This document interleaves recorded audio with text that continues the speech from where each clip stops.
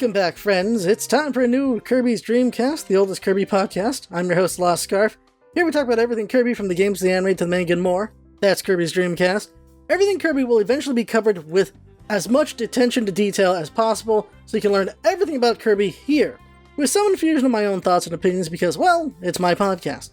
We're on all podcasting platforms and on YouTube. The YouTube version has advantages in that it has footage or stills showing what I'm talking about if you want to watch and follow along instead of just listen. I do think you should do that for the gaming episodes because we spend so many hours editing the gameplay footage to back up what I'm talking about. We also do it for the anime episodes where there's stills for the anime and for the light novels as well and the manga. That all will be there too. But if you want to just listen, I do record these of course for that point. But visuals are nice. So today we'll be going over every single detail, interesting fact, and so on I can find about Kirby Super Star Stacker, as I go over all of its background details and gameplay. I don't think I've ever made this clear, but I only cover the games after I 100% them. I feel that's the best way to get the full feel of a game after all, and the sense for what I should be looking for and research and all those things for the podcast episode. I do not look forward to 100%ing certain games like Kirby Fighters 2 and Dream Buffet. Those are going to take 100 plus hours. That's going to take a while. But before we start with Kirby Super Star Stacker's deep dive, let's do our usual monthly release anniversaries and merch news. So it's January 2025, so happy birth month to, in Japan, Kirby Star Stacker for the Game Boy, Kirby Triple Deluxe, and Kirby and the Rainbow Curse. There's been some very good fan art of these games, I love it. In the US, Kirby Battle Royale came out, and that's it for releases. Now for merch news, a reminder that Ice and Beam Kirby Nendoroids are coming back with reprints. They're pre-ordering on Good Smile Company until February 12th, so there's time, unless they're sold out. Something cool is Takara Tomy is releasing a Kirby Poo Poo Poo train wrapping train Plarail on February 15th, so pre-orders are open for that currently. It's very cute. Like, even if you don't like trains, maybe if you have kids or like nieces or nephews, they might like it because like kids like trains or old men. Those are the only two groups that like trains.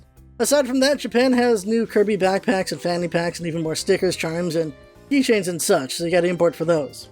Oh yeah, I never mentioned this. We officially broke 100,000 downloads for the podcast. That's a huge milestone, so people do like us, so totally recommend us to your friends, y'all. So now let's get into the meat of these things. So these full dive gaming episodes usually go in this order of sections. First, we'll talk about the status of HAL as a company since the last game. Second, background in the making of Kirby Superstar Stacker. Third, advertising and tie-ins of Kirby Superstar Stacker. Fourth, how well did the game sell? Fifth, the game box art and game manual. Sixth, the game itself. I'll try to weave the game into a big story about Kirby. Seventh, any last interesting facts or glitches left to mention. Eighth, the credits and interesting facts about the staff. These people go through some interesting journeys at HAL and Nintendo and in gaming in general. And lastly, my reflection on the game and where I think it ranks with all the other games we've previously covered. So if you're wondering where I think about Forgotten Land, that's going to happen in a couple of years when we finally get there. It's going to take a while though. So section 1, the history of HAL up to this point. This is a really jumbled point with HAL. Kirby's Dream Land 3 comes out a month after Kirby Super Star Stacker in Japan, but came out months earlier in the US. So the date breakdown is Dream Land 3 in the US on November 27th, 1997. Then Kirby Super Star Stacker comes out in Japan on February 1st, 1998, and a month later, on March 27th, 1998, is when Kirby's Dream Land 3 comes out. I believe Dream Land 3 came out earlier in the US because the SNES was going out of the cycle in the US, while Japan will still be supporting the system, which is known as Super Famicom, in Japan for like 10 more years. They support it for a long time. There were plans to bring Kirby Super Star Stacker to the US and the EU, but ended up just not happening. I think again because of the cycle. Now the game finally came out to us through the Nintendo Switch Online collection, and by the way, Kirby Super Star Stacker is the last Kirby game on Super Famicom, but it's not the last HAL game. Eventually the director's cut of Metal Slayer Glory will come out on the Super Famicom in Japan, and will be the last ever game to come out on the Super Famicom ever. That's wild there, because if you remember, Metal Slayer Glory on the NES is the game that bankrupted HAL, and it's the reason why so many shakeups happened, and why Iwata got president, and why Nintendo owns HAL, and luckily Kirby came to save the day. By the way, the N64 has already been out for 2 years at this point, so all these games are coming out for a system that is no longer the main focus in anyone's eyes, which sucks for HAL. That's something that always happens to HAL, is they always come out a little late. I don't know if HAL's just slow to develop or what, but it is unfortunate how they always come late in the cycle, or just Nintendo just lets them work after all the main first parties come out, because Kirby's a second party. But he's been around so long, we think he's a first party. Also, the Halcyon logo appears for the last time in a Kirby game with Kirby Super Star Stacker. From what I can tell, Halcyon was only used on the SNES games, so this makes sense. In the Dreamland 3 episode, I thought it was just because the debt paid off, which could be part of it because that's around the same time, but consensus believes it's because of the end of the SNES generation. Also, by this point, HAL is completely done paying back Nintendo the 1.5 billion yen debt. Satoru Iwata's leadership of HAL in paying back their debts to Nintendo, and also Iwata's abilities as a programmer helping Nintendo, must have all impressed the president of Nintendo, because we know what happens later. As for Sakurai and Shimomura, as stated with the Kirby Dreamland 3 episode, Sakurai will be working on Super Smash Bros. Until 1999, and Shimomura will be finishing up any Japanese work on Dreamland 3 before moving on to Kirby 64 for the Dark Matter trilogy. And if you're a later entrant into this podcast, and you're curious about the debt HAL incurred, and how HAL was before they became the company that made Kirby, and how Kirby saved the company, you should go to the Kirby's Dreamland episode, because that's the one that covers all of that. Section 2, background on the making of Kirby Super Star Stacker. Not much is known, honestly. There was only a little bit of advertising since this game came out at the end of the SNES cycle. Likely those who worked on the Game Boy version also worked on the SNES version since they had the same credits. I searched all of the Japanese websites, I couldn't find anything. There was just not much, really. It's unfortunate. I'm curious why they couldn't put it out on the N64 at this point. I don't know if they just needed to have a lot more to make it okay, or just the programming they did just wouldn't work for N64, not sure. Section 3, advertising and tie-ins. Aside from advertising for Kirby Star Stacker on the Game Boy, I couldn't find any advertising for Super Star Stacker. Which again makes sense, because this is the end of the SNES cycle and 2 years into the N64. So of course, Section 4, how well did it sell? We don't know the numbers. We do not know the sales numbers for this game. It's very likely Super Star Stacker didn't sell many copies because everyone moved on to the N64, aside from anyone who was just a Kirby fan or a puzzle enthusiast who didn't sell their Super Famicom at that point. Now, Section 5, Box Art and Game Manual. The box art is pretty cute. We have Kirby cutely waving at us while he's riding his Warp Star, and Starcoon is in the corner with him, and Starcoon is very cute too. The title screen for the game is at the top, and that's cute too, with Kirby between blocks and waving at us while sandwiched between the titles Kabi no and Kira Kira Kizzu. In the background is the puzzle blocks, which also has Rick, Kine, and Q on them, and floating between Kirby and the blocks is Gryll and their 3 onion companions. I just realized Gryll is a giant onion wearing a witch outfit. By the way, the 3 onions are named Salt, the happy one, Pepper, the angry one, and Sugar, the sleepy one. My best guess with the names is it's a bit of a literal thing here. You cook onions on a grill, and each onion is a seasoning here. After all, you can put salt, pepper, and sugar on onions, and they cause different flavors there. The back of the box basically says it's an action puzzler and what the game modes are, and we see Kirby with Starcoon with a bunch of rainbows and clouds. Unfortunately, I could not find any scans of the game manual. It must exist, but after hours of searching, I couldn't find a dang thing. I found a physical manual on eBay, but I'm not paying $600 for it. Maybe we find one available someday, I can translate it and we'll cover it as an addendum, or I just re-record this episode. We'll have to see. But right now, there's no way to get that manual without going very broke. Now for the meat of this episode, Section 6, the game itself. So we call it Kirby Super Star Stacker.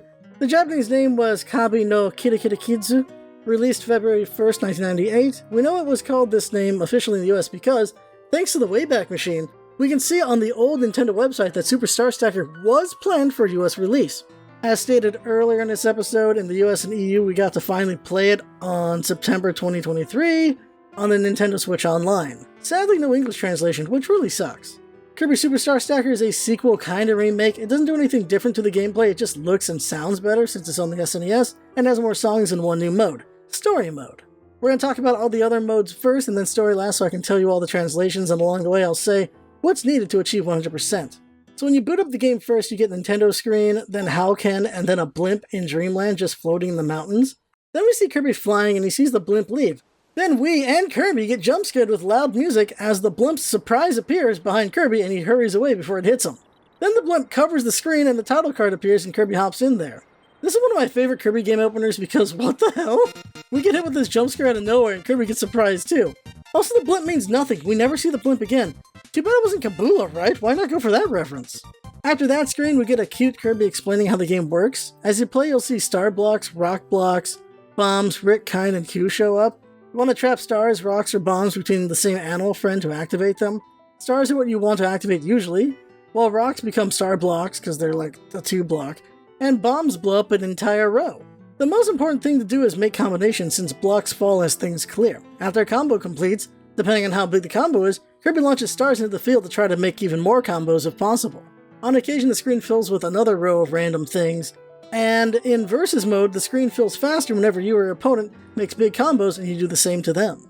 After that screen, we get the main menu where you can look at records represented by Ku, go over the tutorial represented by Kine, give yourself a profile name represented by Rick, or play the game represented by Kirby. The next screen is Game Select where you can choose Challenge Mode represented by Starcoon, Round Clear Mode represented by King Dedede, Story Mode represented by Kirby, Versus Mode represented by Kirby and Waddle Dee mad at each other, and lastly Time Attack Mode represented by Tik Tok Jr. Let's go from left to right, but story last. Challenge Mode is basically Marathon Mode. See how many stars you can gather with unlimited time. You can have first play on Medium, Hard, and Very Hard. Easy Mode was dropped from Star Stacker. After 1000 stars, you unlock Super Hard Mode. The difference in modes is how fast the blocks drop. Harder is better for faster times. As you clear stars, every 200 stars leads to the music changing. At 1200 stars, you get Meta Knight's theme. At 2000 stars, you get King Dedede's song. By the way, it is believed that this song is the precursor to the Mask of Dedede because this song is a higher tempo in comparison to Dedede's usual speed of his theme. After 3000 stars, you get Gryll's song, and with that you should have unlocked everything for 100% with Challenge Mode. At 3000 stars, the defeat screen features Kirby drunkenly singing karaoke, while Ku sits at the bar, Rick is Thrash, and Kine is drinking a long bottle. The commentary on the bottle says seawater, though. It's rare to get an alcohol reference with Kirby, by the way. The only previous times we've gotten anything is Bartender Mix Kirby in Adventure and Superstar. Also, the game automatically ends at 999 score, by the way. It took me about 30 minutes to achieve 3,000 stars, about 30 minutes per 1,000, so that's a long time to get to 9999. Now let's talk about Round Clear. This is taking on a set of pre-generated stages instead of random. The idea is King Dedede created stages for Kirby to take on, and each difficulty has a set of stages. First has 10, then 20, then 30, then lastly 40, so a total of 100 stages. As you play, King Dedede hammers the ground to spawn a new row to deal with. Fully completing a stage leads to King Dedede being unhappy with his defeat, and Kirby doing the usual Kirby dance. The background in Round Clear is a fighting arena, and in the stands are many characters. Lovely, Mr. Star, Knuckle Joe, Meta Knight, Chef Kawasaki, Waddle Dees, Tik Tok Jr., Naughty Sleeping, Tack, Poppy Rose Jr., Chili, Cappy, and Sir Kibble. Just like with Star Stacker, it is a slog to go through all these stages, but it is not as bad as Star Stacker was. On Insane difficulty, Star Stacker had a dozen plus stages that were just not fun to play because you needed RNG to get you through the incredibly dumb start. This time there's only 2 or 3 stages that start really badly and you have to rely on luck and fast reaction time to get through. The second to last stage requires you to realize where to put the first block in a second, by the way. Completing all this is needed for 100%ing the game, of course. And when you, of course, finish the 10, 20, 30, and 40 stages, you get a Kirby dance with 3 Kirbys, which is always pleasant to see. Versus mode is pretty straightforward. You and a second player can fight each other. What's nice is since this is Super Nintendo, you can do 2 players together at home or online with Switch Online, while Super Star Stacker on Game Boy require 2 games and 2 Game Boys. You and your opponent get to pick your profile and character for the fight and how many rounds you do. After a player wins 30 matches, though, that adds to the 100% status of the game. I really wish that wasn't a requirement, but it is a way to make you play it, I guess. I don't know, it's weird. What if you only had 1 controller back then? Time Attack mode is the last time we'll ever see Tik Tok Jr., so in this mode you get 3 minutes to clear as many stars as possible. Harder difficulty is better because things move faster, so you just get more moves. Once you clear 150 stars in 3 minutes, you get Insane difficulty, and this is the key to getting 200 stars, which is needed for 100%ing the game. Because oh boy does it take a lot of effort to get 200 stars in 3 minutes. It took me many tries to get super lucky, and even then I got to like 180 stars. So for my own sanity, I used the rewind feature in Switch Online to get the big combo at the end to break 200. Best strategy I could find in general was to build combos was putting animal friends on the sides as fast as possible to build up more combo potential, then clearing the middle, and it's almost game over to try to get a huge combo number, but if you can pull it off, it's great. The background here is a big hourglass. Now, lastly, we can talk about story mode. I don't need to make up my own story for once because this game gives you the story in scene frames.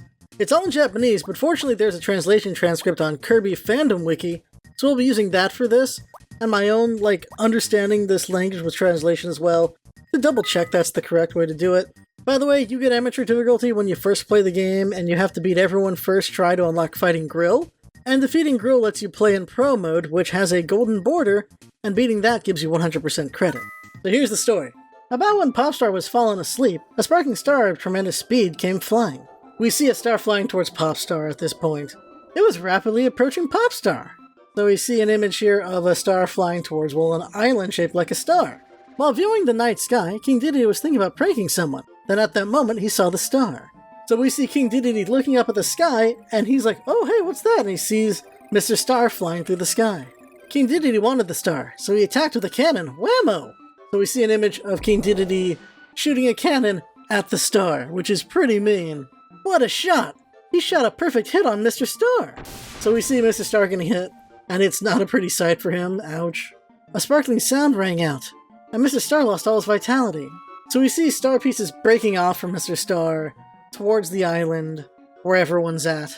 Mr. Star couldn't fly anymore and fell head first. Pieces of Mr. Star scattered all over the island. They were completely scattered. So we see Mr. Star crying as he's falling, and his pieces are also falling elsewhere. Pretty messed up. Thump! Mr. Star crashed into Kirby. He tells Kirby he needs the star pieces. Without them, Mr. Star won't be able to continue his journey. So Kirby decides to help Mr. Star, and they move together to collect the star pieces. So we see Mr. Star fall, and he hits Kirby on the head, so Kirby's got a big welt on his head. Poor Kirby. So off-cam it's implied Kirby goes and gets his animal friends, Rick, Kine, and Koo, to help him with Mr. Star's situation. And they begin their search of star pieces on the island and run into Waddle Dee first. Mr. Star asks for his star pieces back from Waddle Dee, but Waddle Dee gets overwhelmed by the power of the star pieces and says no repeatedly while attacking Kirby and his friends with a parasol. It makes a big boom and shocks them. Mr. Star says, well, then we have to fight Waddle Dee for them. The image we see is Waddle Dee slamming his big umbrella at them, and they get all scared. So in this heated battle, Kirby brings out the level up stick to fight Waddle Dee, who was wielding a parasol. Fortunately, thanks to lots of training and challenge, time trial, and round clear, Kirby defeats Waddle Dee in 69 seconds, and bonks him on the head with the level up stick. Nice! Kirby's background in story mode is him and Mr. Star, while Waddle Dee's here is him floating with a parasol. So Waddle Dee falls over and there's a big welt on his head, and Waddle Dee says, I lost. I'll return the star pieces. Mrs. Star then senses more star pieces nearby, and they happen upon Poppy Bros Jr. next. Fired up by the star pieces and sensing they have some too, Poppy Bros Jr. launches a barrage of bombs at Kirby's party, and they run around to dodge the bombs. Poppy Bros Jr. says, Mr. Star, give me more star pieces, please. Kine blocks the team from bombs while crying out, no! In the battle, Kirby whacks Poppy Bros Jr. with the level up stick while they throw bombs back at Kirby. After some struggle, Kirby traps and defeats Poppy Bros Jr. The fight went 81 seconds. Poppy Bros Jr.'s background is a classic image of him walking on an apple and holding a bomb, a la like Kirby's Dream Land. Knocked on his butt, Poppy Bros Jr. is dizzy on the ground and surrounded by bombs. He groans on the ground. Now with no energy to get up, Poppy Bros Jr. says, really, I don't need the star pieces. With that, the party moves on and senses where the next closest star pieces are. They see a giant flower with a star piece under it. Mrs. Star says, I found a star piece!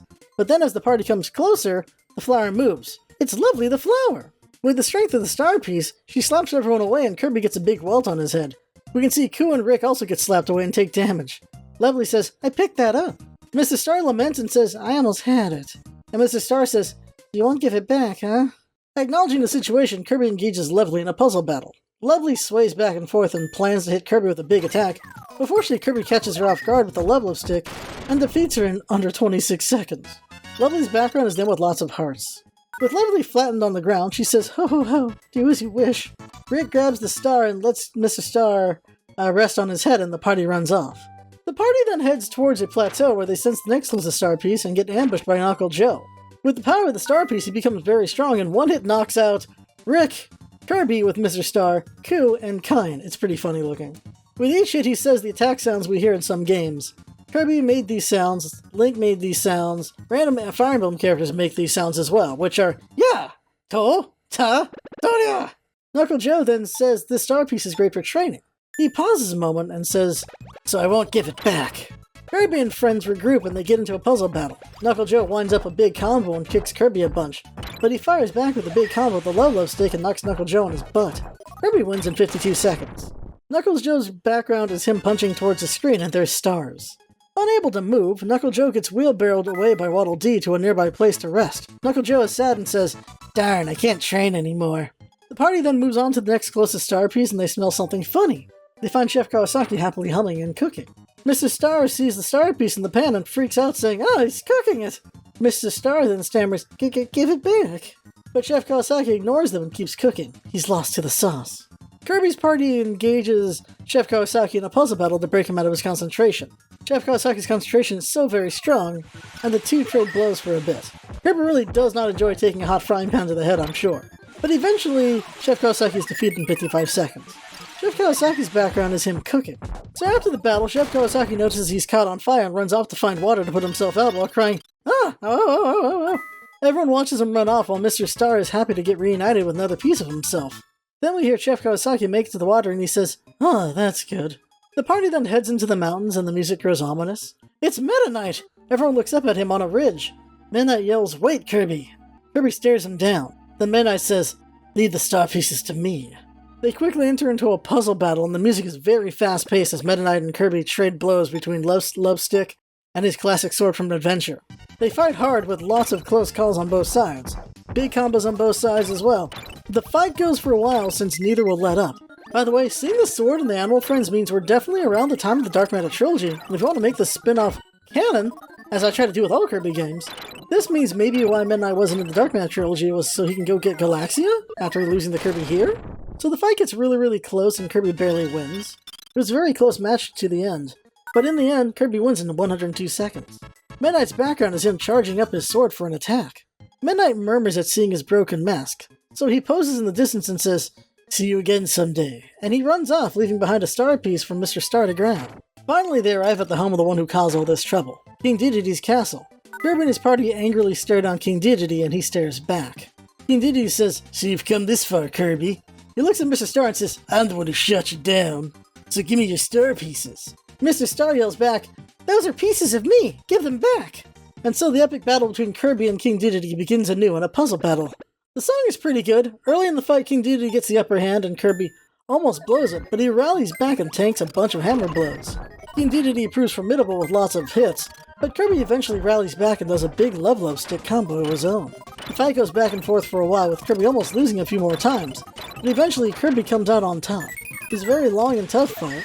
Kirby defeats King Dedede in 80 seconds, even, and sends the king flying out of his castle. King Dedede's background is him slamming his hammer down with big stars behind him. As he's being launched away, King Dedede cries out, "How did this happen?" and says, "Doria!" as he vanishes into the sky. We see Squishy wave a white flag of surrender for his king in the distance. Kirby and his friends cheer for their success. "Yatta, we did it!" and they play the Kirby dance. Kirby happily looks at Mr. Star as he fully regains his power, and he says, "Yay, I can finally fly again!" Kirby happily jumps for joy as Mr. Star grows back to his original size, which is just as big as Kirby. He says, "Thank you, Kirby." Everyone waves at the sky as Mr. Star flies off and says, "Bye-bye, see you later." Note, we never get another Star Stacker game, so that's some wishful thinking for the next Star Stacker game, though. I'd like to believe he visits again, just not during games. We then see Mr. Star fly away and that Kirby was on a star-shaped island. Is this Dreamland or a star-shaped island everyone was vacationing on for a while? We then see Mr. Star in space and we get the end credits. The end credits song is pretty good and we get all the images from story mode again, but in sepia tone to show it's from the past. After the credits end and Mr. Star is long gone, Gryll appears because she sensed there was some great puzzle battling recently. She comes flying down with her own star blocks and says, Hey! Are you truly strong? Let's find out! Kirby's a little tired from his recent adventure, but takes Gryll on anyway with the help of his friends. This is the toughest fight in the game, because of course it is. I lost this fight 3 times. Let's talk about the 4th try.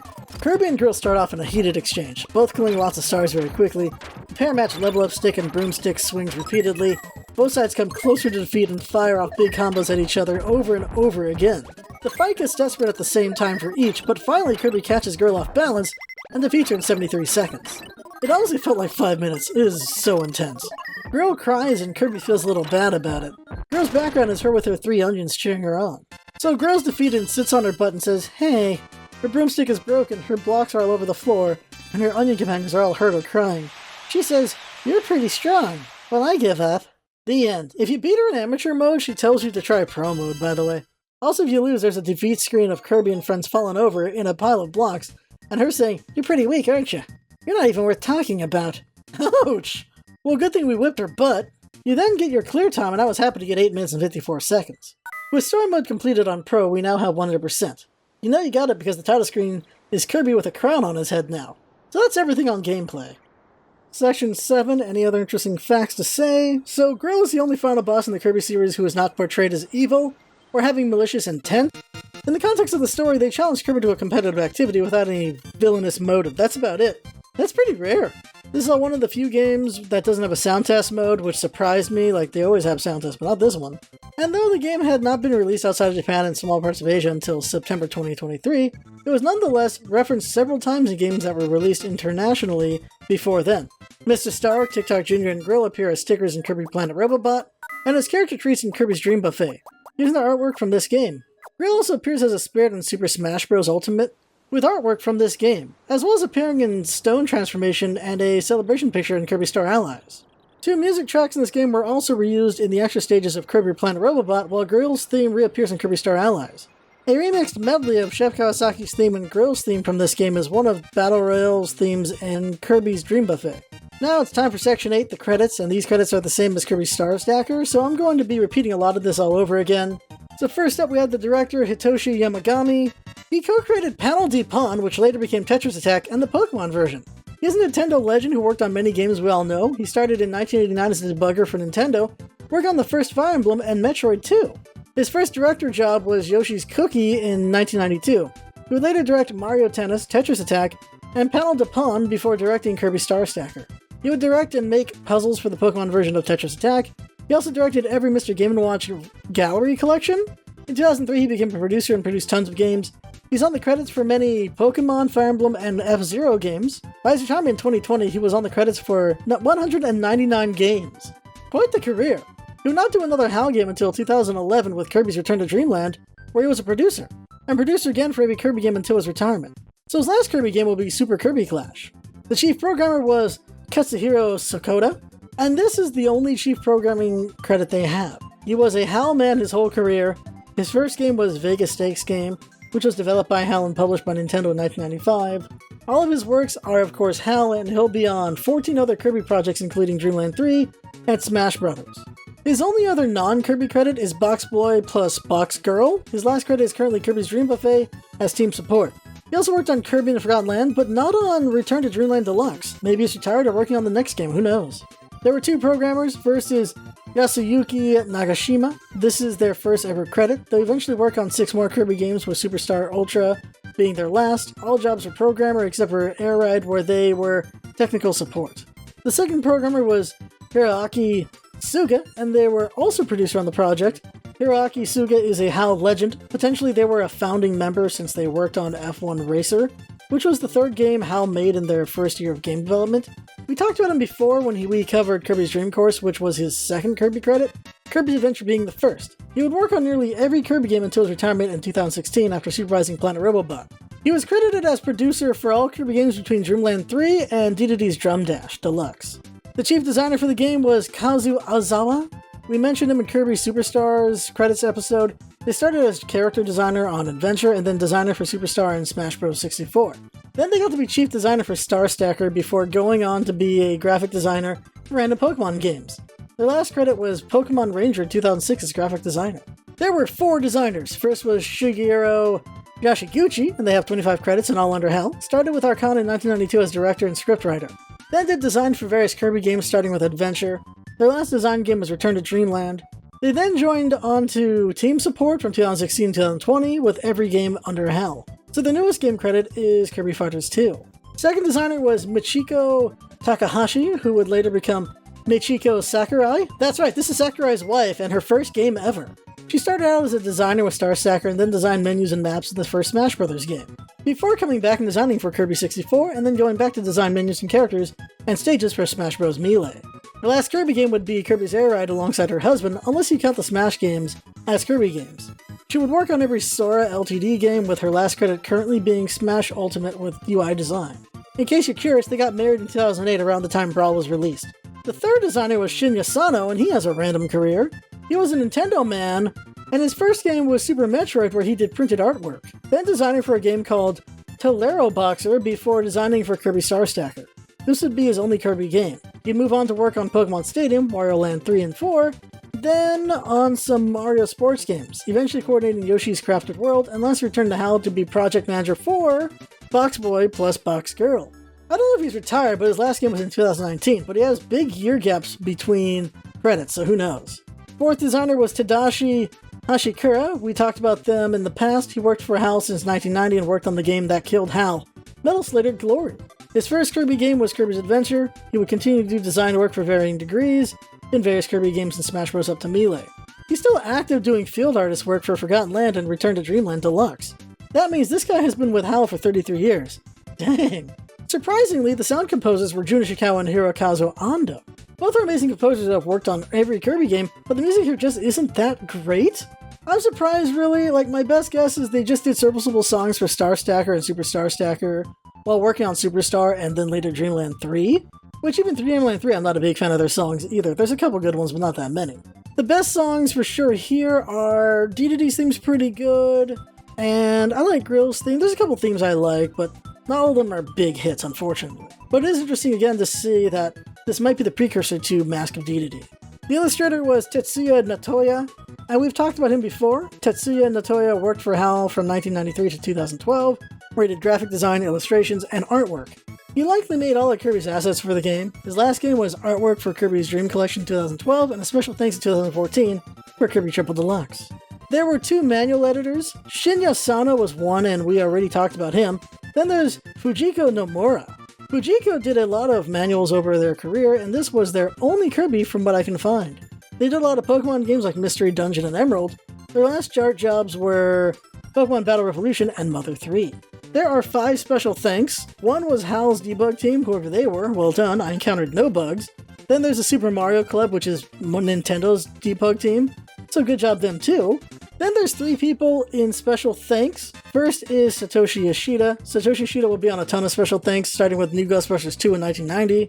The first Kirby credit is Kirby's Dream Course. They were on the debugging team for Earthbound. They will be in the credits for public relations in many HAL games. So they've been on with HAL for decades and mostly get recognized in special thanks.